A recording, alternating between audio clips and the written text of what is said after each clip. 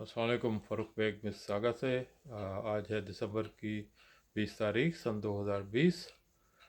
तो ये बात करते हैं फिर कुछ मुल्की हालात पर, और ये जो जलसे जुलूस निकालने की कोशिश की जा रही है, इस्तीफ़ों की बात हो रही है, सेनेट के इलेक्शंस की बात हो रही है, और कुछ हमारे जो मुनाफिकीन हैं वो एज़ यूजुअल 50 साल पहले की बातों को फिर लेके आ गए हैं। बांग्लादेश, सकूत बांग्लादेश, ढाका की। तो उससे पहले हमेशा की तरह अर्ज़ है कि प्लीज़ मेरे यूट्यूब चैनल को लाइक करें और सब्सक्राइब करें। ये है फ़ारूक वेकअप कॉल फ़ारूक बेग। तो चलिए बात शुरू करते हैं। पहले मेरा ख्याल है मैं शुरू करता हूँ ये जो ढाका की जो वीडियोस, और फिर उसके पीछे से पाकिस्तान आर्मी को गालियाँ निकालना, और कहा एंड में ये जाता नहीं जी हम तो 2-3 जनरल्स को बात करते हैं, लेकिन जब आप इनकी वीडियोस देखें, जब आप इनकी जो पोस्ट हैं वो देखें, तो उसमें बाकायदा तौर पे पूरी आर्मी को जलील किया जाता है। तो जैसे कि मैंने पहले भी अर्ज़ किया था, और अगर हम थोड़ी सी तहकीक करें तो ये जो शोर मचाते हैं जी 90,000 की आर्मी, 90,000 की आर्मी, तो 90,000 टोटल कैदी थे, जिसमें से बहुत सारे पाकिस्तानी, मगरबी पाकिस्तान के लोग थे, जो सरकारी मुलाजिम थे या वो जहाँ पे बिज़नेस के सिलसिले में वहाँ रिहाइश पजीर थे। फिर वहाँ पे लोकल उर्दू स्पीकिंग थे, जिनमें बिहारी भी थे, और उसके अलावा दूसरे महकमा जात के मुलाजमीन और उनकी फैमिलीज़, और आर्मी में भी फिर इंजीनियरिंग कोर्स से और डॉक्टर्स से मेडिकल स्टाफ का अमला था। तो अगर इन सबको माइनस किया जाए तो बमुश्किल 20,000 जो रेगुलर आर्मी थी जो कि लड़ रही थी वो वहाँ पे थी। तो उन्होंने मुकाबला किया जब तक हो सकता था। अब बगैर बुलेट के तो आप नहीं लड़ सकते। तो और ये कोई तारीख में पहली बार नहीं हुआ कि किसी आर्मी ने हथियार डाले हों, जो और वो भी एक ऐसे दूर अफ्तादा इलाके में जहाँ पे उनको कोई कुमक ना मिल रही हो। जर्मन जैसी बड़ी फ़ौज ने जो पूरी दुनिया को फतह कर रही थी, उनके लाखों, हज़ारों नहीं बल्कि लाखों फ़ौजियों ने रशिया में हथियार डाले। जापान ने हथियार डाले, चाइना ने, अमेरिका ने, कनेडियन आर्मी जो थी वो वाशिंगटन तक पहुंच गई थी। तो ये कौमों की तारीख में होता रहता है। लेकिन जो ज़िंदा कौम होते हैं, जो गैरतमंद लोग होते हैं, वो बजाय अपनी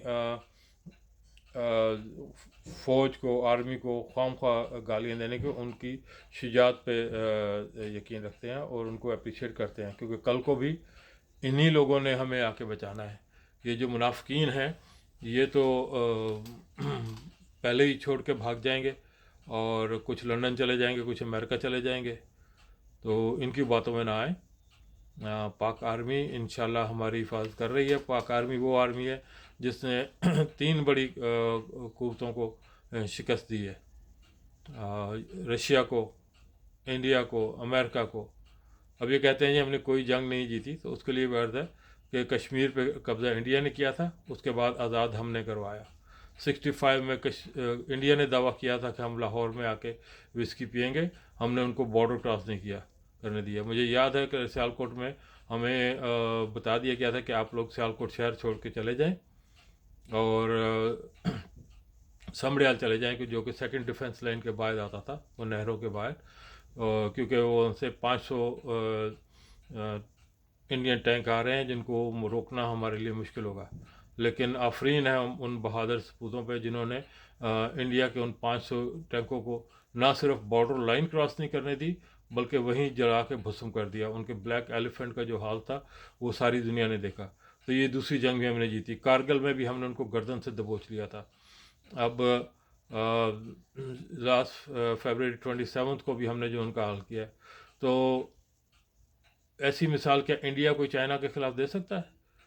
या इंडियन आर्मी जो बहुत बड़ी है, जिनको बना के पेश किया जाता है, जिनको अल्ताफ़ हुसैन भी दावतें देता है कि आइए हमारी मदद कीजिए, उसको कभी वो बुकटी देता है दावतें, और कभी मैंगल देते हैं, और कभी असफंद वली या देते हैं। क्या उनकी कोई मिसाल दे सकते हैं कि उन्होंने चाइना के ख़िलाफ़ इस बहादुरी से लड़ा हो और अपने मुल्क को बचाया हो? आज भी उनको दिन रात जूते मार रही है चाइनीज़ आर्मी, और उनमें इतनी हिम्मत नहीं है कि उसका मुकाबला करें। وہ گولی چلانے سے ڈر رہے ہیں. تو ہمیں تھوڑی سی کوئی خاص طور پہ یہ منافقین کو میرا یہ پیغام ہے کہ تھوڑی سی شرم کر لے، اپنے اللہ کو جواب دینا ہے. باقی اچھے برے لوگ ہر ایک میں ہوتے ہیں. جو برا ہے وہ اپنے برائی کے انجام کو پہنچے گا، جو اچھا ہے وہ اپنے اچھائی کے انجام کو پہنچے گا. تو اب بات کرتے ہیں یہ سینٹ کے الیکشنز کی اور پاکستان کے حالات کی. تو اس میں عرض یہ کرنا ہے کہ سینٹ کے الیکشن میں بالکل کیونکہ سینٹ ڈیزالو نہیں ہوتی، تو اس کے جو ممبرز ہیں اس کے ودن 30 days آپ الیکشن کروا سکتے ہیں. اور عمران خان صرف یہ چاہتے ہیں کہ اب جو الیکشن ہوں وہ اوپن بیلٹ ہوں، یا شو آف ہینڈ جس کو آپ بھی کہہ سکتے ہیں، تاکہ یہ جو خریداری ہوتی تھی، یہ جو چھانگا مانگا ٹائپ سیاست تھی، اس کو ختم کیا جائے. یا پھر جو جو ایم کیو ایم لنڈن کی جو سیاست تھی کہ جی ہمیں وزارتیں دے دیں تو ہم آپ کو ووٹ دے دیں گے، تو اس کو ختم کیا جائے. اور اس کے لیے عمران خان پہلے دن سے کہہ رہا ہے، اور اپوزیشن کا بھی مطالبہ تھا. تو لیکن عمران خان میں اتنی جرأت ہے کہ جب 20 لوگوں نے کے پی سے اس کے خلاف ووٹ دیا تو اس نے سب کو نکال دیا. لیکن یہ جو بدبخت اپوزیشن ہے جو اپنے آپ کو بہت بڑے جمہوریہ کہتے ہیں، جب ان کے 14 لوگوں نے ان کے خلاف ووٹ دیا تو انہوں نے آج تک ایک کو بھی نہیں نکالا. ابھی کہتے ہیں جی ہمیں معلوم نہیں ہے، یعنی کہ کس کو یہ بچہ بنا رہے ہیں. کیا یہ سب سمجھتے ہیں کہ ہم لوگ سب پٹواری ہیں؟ انہیں سب معلوم ہے. اب ان کو یہ بھی معلوم ہے کہ یہ سینٹ میں اکثریت کھونے والے ہیں، اور سینٹ کے الیکشن سے ملک کو کیا فائدہ ہوگا. ملک کو فائدہ یہ ہوگا کہ عمران خان کی جو بھی لیجسلیشن، جو بھی لا اور امینڈمنٹ وہ لاتا تھا، اس کو بمشکل قومی اسمبلی سے پاس ہوتی تھی، لیکن اس کو سینٹ سے ریجیکٹ کر دیا جاتا تھا. تو اب اگر پی ٹی آئی کی گورنمنٹ کی یا اس کے حامیوں کی اکثریت ہو جاتی ہے سینٹ میں، تو وہ اپنے بل آسانی سے پاس کروا سکیں گے. جس کی سب سے بڑی مثال فیٹف بل تھی، جس کے لیے اپوزیشن نے پورا زور لگا دیا کہ یہ بدبخت وہ لوگ ہیں جو ملک کو داؤ پہ لگا دیں گے. ان کی طرف سے بھاڑ میں جائے، پاکستان بلیک لسٹ میں جاتا ہے تو جائے، لیکن ہم فیٹف کا لا پاس نہیں کریں گے. اور آپ کو سب کو معلوم ہے کہ کیا جھگڑے ہوئے تھے، کتنی مشکلوں سے پی ٹی آئی گورنمنٹ نے وہ بل پاس کروایا تھا. اگر خدا نخواستہ وہ بل پاس نہ ہوتا تو آج آپ 160 کے ڈالر کو رو رہے ہیں، آپ کا ڈالر کم از کم 250 250 پہ چلا جاتا. اور مہنگائی علمان الفیظ. تو یہ لوگ صرف اور صرف اپنے مطلب کے لیے کٹھے ہیں. اب وہ فضل الرحمان پہ بھی کیسز آ گئے ہیں.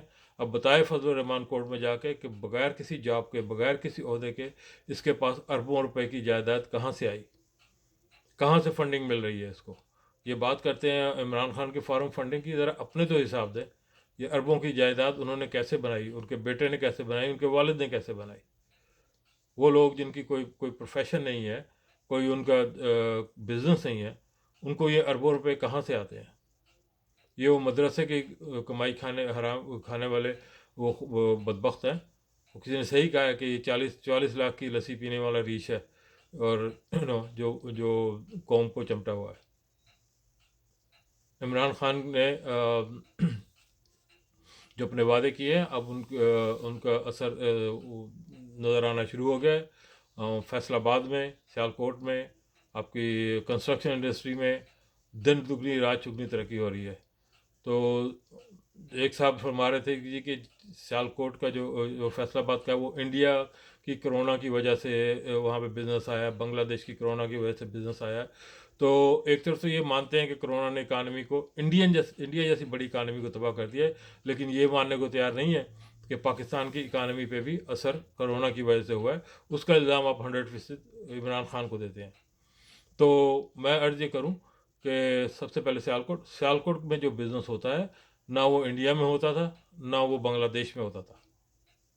وہ ایک جینون انکریز ہے.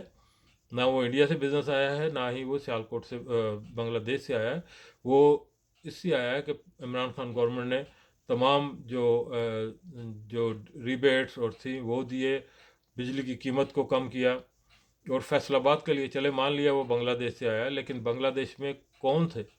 پاکستانی انڈسٹریلسٹ تھے، پاکستان بزنس مین تھے، جنہوں نے آپ کے حالات سے مجبور ہو کے 90s میں جو آپ نے تباہی مچائی تھی اکانومی کی، ان کو مجبوراً، اور ملک کی और उनको मजबूरन छोड़ के बांग्लादेश में इन्वेस्टमेंट करनी पड़ी थी। अब मुल्क की हालात बेहतर हो रहे हैं और वो बिज़नेस वापस आ रहे हैं और इंशाल्लाह वो अब यहीं ही रहेंगे, क्योंकि उनको बेहतर वर्किंग ग्राउंड मिलेगी। मेरे कुछ खुद अपने दोस्त हैं जो बहुत बड़े बिजनेस हैं टेक्सटाइल के, जो कि चाइना मूव हो गए थे। अब वो बड़ी खुशी खुशी से और बड़े फ़ख्र से वो कहते हैं जी हम पाकिस्तान अपना वापस बिज़नेस ले आए हैं। तो आप उनको हालात दें और उनको मौके दें, तो इंशाल्लाह ये बिज़नेस अब मुस्तकिल पाकिस्तान में रहेंगे। 2025 तक तो टेक्सटाइल ओवर बुकड है। 50,000 लूम्स दोबारा चल पड़ी हैं, 30,000 और आ रही हैं। उसके अलावा लाहौर का जो प्रोजेक्ट था, रावी प्रोजेक्ट जो है, वो नवाज शरीफ ने रिजेक्ट कर दिया था, लेकिन अब अल्लाह का करम है कि वो प्रोजेक्ट दोबारा चल पड़ा है और दो चाइनीज़ कंपनियों ने उसमें MOU भी शामिल MOU भी साइन कर दिया है। और इंशाल्लाह जैसे ही ये कोविड के दौर कम होता है तो प्रोजेक्ट शुरू हो जाएगा। उसके अलावा कराची में जो बंदर आइलैंड है वहाँ पे भी काम शुरू हो रहा है। और जहाँ तक नौकरियों के ताल्लुक है, लाखों नौकरियाँ आ रही हैं। कुछ दोस्त कहते हैं स्टील मिल बंद कर दी, तो ये इसका कसूर सिर्फ़ और सिर्फ पिछली दो गवर्नमेंटों को है, क्योंकि जब मुशर्रफ ने स्टील मिल को छोड़ा था तो उसमें 8 अरब पड़ा हुआ था। इन लोगों ने उनको उस स्टील मिल को अरबों रुपए के कर्ज़ों में पहुंचा दिया दोबारा। और सबसे बड़ी बात जो हमें समझनी चाहिए कि गवर्नमेंट का काम जॉब क्रिएट करना नहीं होता। गवर्नमेंट चाहे तो वो 50 लाख बंदा रेलवे में भरी कर ले, 2-4 लाख PIA में कर ले, बाकी बैंकों में कर ले, तो जॉब तो क्रिएट हो जाएंगी। लेकिन क्या ये वाकई जॉब क्रिएशन है, जैसे कि पीपल्स पार्टी और नवाज शरीफ करता रहा है? नहीं, ये गवर्नमेंट पे बोझ होता है। गवर्नमेंट वो एनवायरनमेंट बनाती है जहाँ पे जो प्राइवेट सेक्टर है वो बिज़नेस शुरू करे और जॉब क्रिएट करे। जॉब क्रिएट करना प्राइवेट सेक्टर का काम होता है। Government job creation government policy making में होती है। गवर्नमेंट वो सहूलियात उनको प्रोवाइड करती है, जो कि अल्लाह के फजल से आज की गवर्नमेंट कर रही है। सिर्फ़ और सिर्फ ये कोरोना की वजह से थोड़ी स्पीड स्लो है, लेकिन उसके बावजूद इकानमी हमारी बढ़ रही है। जो लोग कहते हैं ये इकानमी माइनस में चलेगी, तो ये स्टॉक एक्सचेंज बताइए क्यों दिन ब दिन ऊपर जा रहा है? क्या उसको भी इमरान खान ऊपर कर रहा है? वो तो एक सही तस्वीर है आपकी इकानमी की। जहाँ और ये चीनी और शुगर और आटे का जो मामला है, तो हम लोग क्यों भूल जाते हैं कि इनके दौर में भी चीनी 110 रुपये 120 रुपये किलो तक गई थी। आज चीनी वापस आ गई है 80 पे, और उससे कम पे भी। तो कोई मीडिया आपको नहीं बता रहा, क्योंकि मीडिया को अपने लिफाफों की पड़ी हुई है, उनको अवाम की नहीं है। और जहाँ तक ये जलसे जुलूसों का ताल्लुक है, तो इनकी जो है वो ताबूत में आखिरी कील लाहौर में लग गया है। लाहौर ने इनको बुरी तरह रिजेक्ट किया। जो वहाँ लोग थे, चले अगर आप BBC की रिपोर्ट भी मान लें, 55,000 लोग थे, तो वो कुछ भी नहीं थे। उनमें से भी अक्सरियत जो थी, मैं कहूँगा कम से कम 25-30 हज़ार तो मदरसे के लोग थे, मदरसे के स्टूडेंट थे।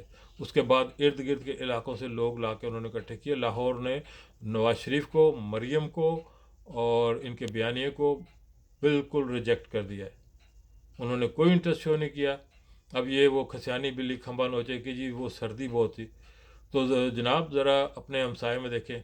वो दिल्ली में और इंडिया में हज़ारों लाखों सिख जो हैं वो दिन रात वहाँ सड़कों में बैठे हैं, उनको तो सर्दी नहीं लगती।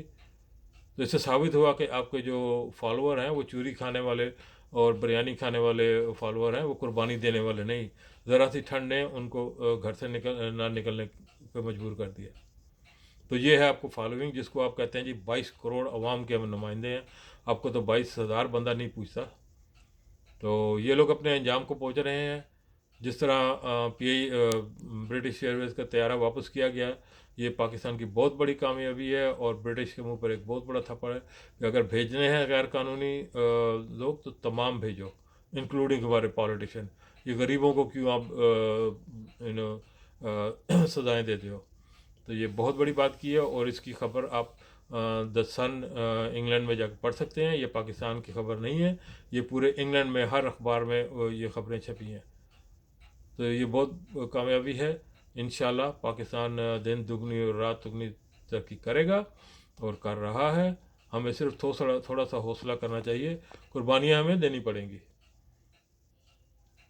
आज हर चीज़ सस्ती हो सकती है, लेकिन उसके लिए करना यह पड़ेगा कि बेशुमार कर्ज़े लेने पड़ेंगे और लोगों को पे मज़ीद बोझ बढ़ा के ये इमरान खान चलता बनेगा, लेकिन ऐसा नहीं हो रहा। तमाम इदारों में यस बेईमानी हो रही है, लोग क्योंकि लोग फ्रॉड भी कर रहे हैं, लेकिन आज तक सवा दो साल में 27-28 माह में कोई रिकॉर्ड नहीं चला। जो भी फ्रॉड हुआ है उसकी तहकीक हुई है, उसकी रिपोर्ट हुई है, और अब उस पर काम करना अदालतों का काम है, नैब का काम है। तो कीजिए, आपको कोई नहीं रोक रहा। अगर इमरान खान जहांगीर तरीन को एक साइड पे कर सकता है, तो ये छोटी छोटी जो हैं इनको तो वो क्या समझता है। इसको प्रोसेस को लेके जाना अब नैब का काम है, और अगर आपको उस पर एतराज़ है तो जाइए नैब के दरवाजे बैठिए, उस चीज़ पे एतराज़ कीजिए, कहिए कि चलाएं ये भी मुकदमे। इमरान खान की गवर्नमेंट ना हटेगी ना, इंशाल्लाह। अब उसकी जब सेनेट में भी फरवरी में इनकी एक्सरियस होगी, तो फिर देखिएगा क्या बिल पास होते हैं और किस तरह पाकिस्तान तेज़ी से अपनी तरक्की की तरफ बढ़ता है, और ये मुजरिम जो है ये अपने कैफे किरदार को पहुँचते हैं, क्योंकि अब वो कानून बनने वाले हैं जो इनको सबके सामने नंगा करके रख देगी। और यही इनको तकलीफ़ है, यही फजल रहमान को तकलीफ़ है, यही जरदारी को और मरियम को है। जरदारी ने तो सुना है कुछ पैसे देने शुरू कर दिए हैं जो उसने लिए हैं, और अभी उसको और भी देने पड़ेंगे, तो इंशाल्लाह। तो आखिर में फिर यही दुआ है कि दिन रात सिर्फ यही दुआ करें कि अल्लाह ताला पाकिस्तान के अंदरूनी और बैरूनी दुश्मनों को नाकाम और नामुराद करे, उनके स्याह चेहरे हमारे सामने खोल दे, और जो भी पाकिस्तान का हमदर्द है अल्लाह ताला उनको कामयाबी दे। इसमें किसी जमात, किसी फ़िरके या किसी एथनिक ग्रुप का नाम ना लें, सिर्फ पाकिस्तान के लिए दुआ करें अगर आप वाकई ही पाकिस्तान के हमदर्द हैं। वरना मुनाफिकीन की तरह ये झूठी वीडियोस जो कि मोस्टली पोस्ट जो कि जिसको अब यूरोपियन डिसइंफॉर्मेशन लैब ने भी पकड़ लिया है, जिसमें सैकड़ों के तादाद से इंडियन वेबसाइट थी, तो उनकी आप शेयर करते रहें। इंशाल्लाह अल्लाह ताला आपसे भी निमट लेगा आपके लीडरों की तरह। बहुत शुक्रिया जी।